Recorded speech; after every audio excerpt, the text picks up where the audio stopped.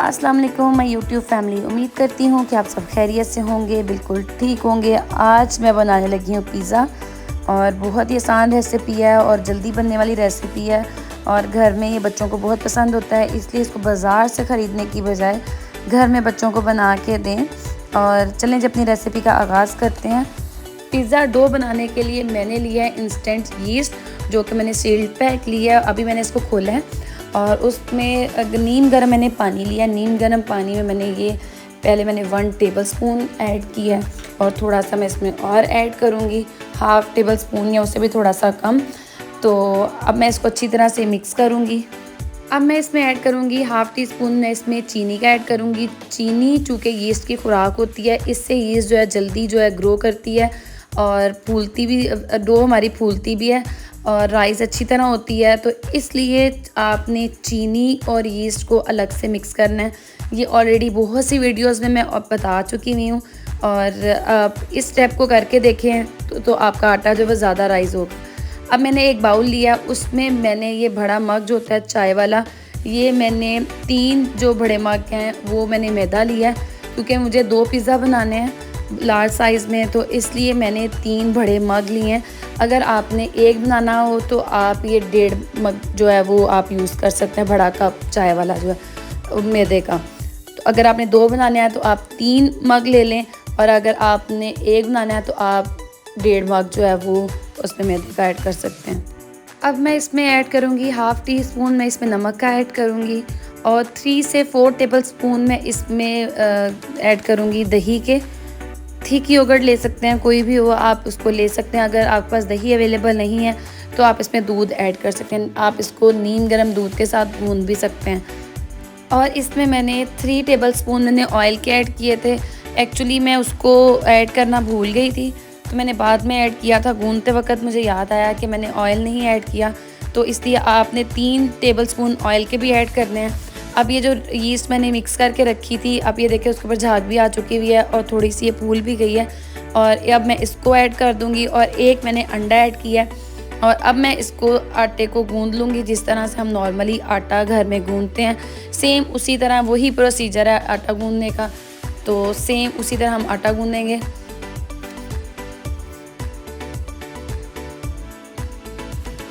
Chicken जो है मैंने हाफ़ केजी लिया है, बोनलेस मैंने चिकन लिया है और 2 मैंने शिमला मिर्च ली हैं जिनको मैंने क्यूब्स में काट लिया है। एक मैंने प्याज लिया दरमियाने साइज़ की, इसको मैंने क्यूब्स में काट लिया और एक मैंने टमाटर लिया है और इसको मैंने क्यूब्स में काट लिया है। वेजिटेबल्स जो हैं वो आप कम या ज़्यादा अपने टेस्ट के मुताबिक कर सकते हैं। और चिकन भी चूँकि बाहर से लें तो उसमें चिकन जो कम क्वांटिटी में होता है, हम घर में बना रहे हैं इसलिए मैंने चिकन की क्वांटिटी थोड़ी ज़्यादा रखी है। अब मैंने एक पैन लिया, उसमें मैं 3 टेबल स्पून ऑयल के ऐड करूँगी और उसमें चिकन को मैं फ्राई करूँगी। यहाँ पे चिकन को मैंने ऐड कर दिया है और उसके बाद मैं इस पर स्पाइसेस ऐड करूँगी और ताकि चिकन जो है हमारा फ्राई हो जाए। इस पर मैंने ऐड किया है हाफ़ टी स्पून जो है मैंने इसमें गार्लिक पाउडर ऐड किया है, हाफ़ टी स्पून मैंने इसमें लाल मिर्च ऐड की है और हाफ़ टी स्पून मैंने इसमें काली मिर्च ऐड की है और हाफ़ टी स्पून ही मैंने इसमें नमक का ऐड किया था। और अब मैं इसको अच्छी तरह से मिक्स कर लूँगी और ताकि हमारा चिकन जो फ्राई हो जाए और नीचे ना लगे। अब ये दही जो था मेरे पास फ्रोज़न में था, मैंने इसको फ्रीज़ किया हुआ था और जब मैंने निकाला तो वो इसी तरह भी मैंने डाल दिया इसको। दही से भी इसका फ्लेवर बहुत अच्छा आता है और चिकन जब अच्छी तरह से टेंडर हो जाता है। और चिकन में आप दही के 2 से 3 चम्मच आप ज़रूर ऐड कीजिएगा। तो मेरे पास फ्रीज़ हुआ था तो मैंने इसलिए वही ऐड कर दिया। अब मैं चिकन को अच्छी तरह से फ्राई कर लूँगी। अब मैं यहाँ पे ऐड करूँगी 2 टेबल स्पून के करीब मैं इसमें सोया सॉस ऐड करूँगी। सोया सॉस का फ्लेवर बहुत अच्छा होता है और सोया सॉस आपने डालना नहीं भूलना। और इसमें अब मैं ऐड करूँगी 2 टेबल स्पून में इसमें चिली सॉस ऐड करूँगी। चिली सॉस से फ्लेवर बहुत अच्छा आता है और मुझे तो अंदाज़ा है तो इसलिए मैं बॉटल से डायरेक्ट ही डाल लेती हूँ। तो जिनको अंदाज़ा नहीं है वो चम्मच का ज़रूर इस्तेमाल करें। ये जो वेजीज़ मैंने काट के रखी थी, क्योंकि हमारा जो चिकन है वो टेंडर हो चुका हुआ है और अब मैं इस स्टेज पे वेजीज़ ऐड कर दूंगी, क्योंकि हमने सिर्फ इनको थोड़ा सा सोते करना है, इनको बिल्कुल हमने पकाना नहीं है। बस हम 1 से 2 मिनट के लिए इसको फ्राई करेंगे ताकि जो नमक मिर्च है वो हमारी वेजीज़ को भी लग जाए। इससे फ्लेवर बहुत अच्छा आता है। मैं इसके ऊपर वैसे भी डालूँगी سبزیاں جو ہیں وہ تھوڑی تھوڑی میں ویسے بھی اوپر سے اسپرنکل کروں گی پیزے کے اوپر، اور جب میں اس کی ٹاپنگ کر رہی ہوں گی تو اس میں جب آپ چکن فرائی کر رہے ہوتے ہیں تو ساتھ یہ جو تھوڑی بہت ویجیز ہیں یہ بھی سوتے کر لیں، تو اس سے فلیور بہت اچھا آتا ہے، کیونکہ ویجیز میں بھی پھر نمک مرچ ہے وہ مکس ہو جاتی ہے۔ ہماری سبزیاں اور چکن جو ہے وہ فرائی ہو چکا ہوا ہے، اور نمک مرچ جو ہے وہ ویجیز میں ایڈ ہو چکی ہوئی ہے، مکس ہو گئی ہوئی ہے۔ اب جس ٹرے میں ہم نے پیزا جو ہے بیک کرنا ہے اس ٹرے کو ہم نے اچھی طرح سے گریس کر لینا ہے، تاکہ ہمارا جو پیزے کی روٹی ہے وہ اس کی سرفیس کے ساتھ چپکے نا، اس لیے ہم نے اس کو اچھی طرح سے آئلنگ کر لینا ہے۔ جن کے پاس تو برش ہے وہ برش سے کر لیں، اور جن کے پاس نہیں ہے وہ اس طرح سے ہاتھ سے اس کو اچھی طرح سے گریس کر لیں۔ اب ہم سلیب کو اچھی طرح سے ڈسٹ آؤٹ کر لیں گے، کیونکہ ہم نے اب روٹی یہاں پہ بیلنی ہے، اور اس کو ڈسٹ کیے بغیر تو روٹی بیلی نہیں جائے گی، اس لیے جس بھی جگہ پہ آپ نے بیلنی ہے روٹی آپ وہاں اس کو اچھی طرح سے ڈسٹ آؤٹ کر لیں، تاکہ آٹا جو ہے سلیب کے ساتھ چپکے نہ۔ چونکہ مجھے 2 پیزا بنانے ہیں، اس لیے جو ٹوٹل آٹا میں نے گوندا تھا اس کو میں 2 حصوں میں ڈیوائڈ کر لوں گی، اور اس کے 2 پیڑے میں بنا لوں گی۔ اب ہم نے اسی طرح ہی بیلنا ہے روٹی کو، جس طرح سے ہم ایک نارمل عام روٹی ہم بیلتے ہیں اسی طرح ہم نے اس کو بیلنا ہے۔ اگر آپ کا راؤنڈ جو ہے سانچا ہے تو آپ نے اس کے مطابق اس کو راؤنڈ کر لینا ہے۔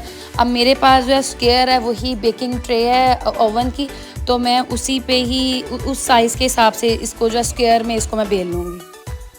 اب ہم نے ایک فورک کے ساتھ اس میں جو ہے وہ سوراخ کر لینے چھوٹے چھوٹے، تاکہ جو ہمارے آٹے میں ڈو میں جو ایئر ہوتی ہے وہ ایئر کو ہم نے ختم کرنا ہے، اور اس وجہ سے یہ چمچ کے ساتھ جو ہے وہ سوراخ کیے جاتے ہیں، اور یہ ضرور آپ نے کرنے ہیں۔ اب ہم اس کی کریں گے ٹاپنگ کے لیے میں نے لیا ہے پیزا ساس۔ اگر تو آپ تھوڑا سا اسپائسی پسند کرتے ہیں تو آپ پیزا ساس جو ہے زیادہ لگا لیں، اگر آپ کم پسند کرتے ہیں تو آپ نارمل لگا لیں، اور یہ بنی بنائی بازار سے بھی مل جاتی ہے اور آپ گھر میں ہی بنا سکتے ہیں، یہ آپ پہ ڈیپینڈ کرتا ہے، اور مشکل نہیں ہے گھر میں بنانا۔ میں اس کی ویڈیو بھی آپ کو شیئر کر دوں گی، لیکن ابھی جو ہے فی الحال میں بازار والی یوز کر رہی ہوں۔ اس کے بعد میں چیز ایڈ کروں گی۔ چیز چونکہ تھوڑی سی فریز ہوئی ہوئی ہے، اس لیے مجھے گریٹ کرنے میں تھوڑی پرابلم ہو رہی ہے، کیونکہ اس کو میں نکالنا بھول گئی تھی فریزر سے، تو اب یہ مجھے تھوڑی سی پرابلم ہو رہی ہے گریٹ کرنے میں۔ چیز ایڈ کرنے کے بعد جو ہے اس کی ہم ٹاپنگ کرتے ہیں۔ ٹاپنگ اسی کی ہم نے کرنی ہے جو ابھی ہم نے مکسر ریڈی کیا تھا چکن کا اور ویجیٹیبلز کا، اس کی ہم نے ٹاپنگ کرنی ہے۔ اور اس کے علاوہ الگ سے سیپریٹ جو ہے میں نے پیاز اور ٹماٹر کی الگ سے اور ٹاپنگ کر دی تھی۔ اب میں اس میں ایڈ کر رہی ہوں آلیوز آپ کو بازار سے مل جائیں گے، کسی بھی ڈپارٹمنٹل اسٹور سے، یا آپ کو فل بھی مل سکتے ہیں، کٹے بھی مل سکتے ہیں، اور ہاف بھی مل سکتے ہیں، یہ آپ نے خود دیکھنا ہے کہ آپ نے کون سے لینے ہیں۔ اب لاسٹ اسٹیپ ہے کہ اب ہم نے اس کے اوپر چیز جو ہے اس کی ٹاپنگ کرنی ہے، اور یہ چیز کی ٹاپنگ ہم نے کر لی ہے۔ اب ہم اس کو آدھا گھنٹہ جو ہے یا 15 منٹ ہم اس کو اسٹے دیں گے، تاکہ ہمارے جو پیزے کی ڈو ہے وہ اچھی طرح سے رائز ہو، اور اس کے بعد جو اوون ہے اس میں رکھیں۔ اوون جو ہے میں نے 15-20 منٹ پہلے پری ہیٹ پہ لگا دیا تھا، 250 پہ میں نے پری ہیٹ پہ لگایا تھا۔ اب 200 پہ میں اسے صرف 15 منٹ کے لیے پکاؤں گی۔ 15 منٹ کے بعد میں نے اوون کو کھولا ہے تو پیزا ہمارا ریڈی ہے۔ اب میں نے اسے نیچے کر دیا ہے، کیونکہ میں نے اوپر والا آن کرنا ہے کلر دینے کے لیے۔ اب میں نے صرف 1 منٹ اس کو کلر دیا اوپر سے، اور پیزا ہمارا ریڈی ہے۔ اب ہم اس کی کر لیتے ہیں کٹنگ۔ دوستو اگر آپ کو میری یہ ویڈیو اچھی لگی ہو تو چینل کو لائک، شیئر اور سبسکرائب ضرور کر دیجیے گا۔ بیل کے بٹن کو پریس کرنا آپ نے نہیں بھولنا، یہ آپ لوگوں کی طرف سے اپریسیشن ہوتی ہے ہمارے لیے۔ ملتے ہیں اگلی ویڈیو میں، تب تک کے لیے اللہ حافظ۔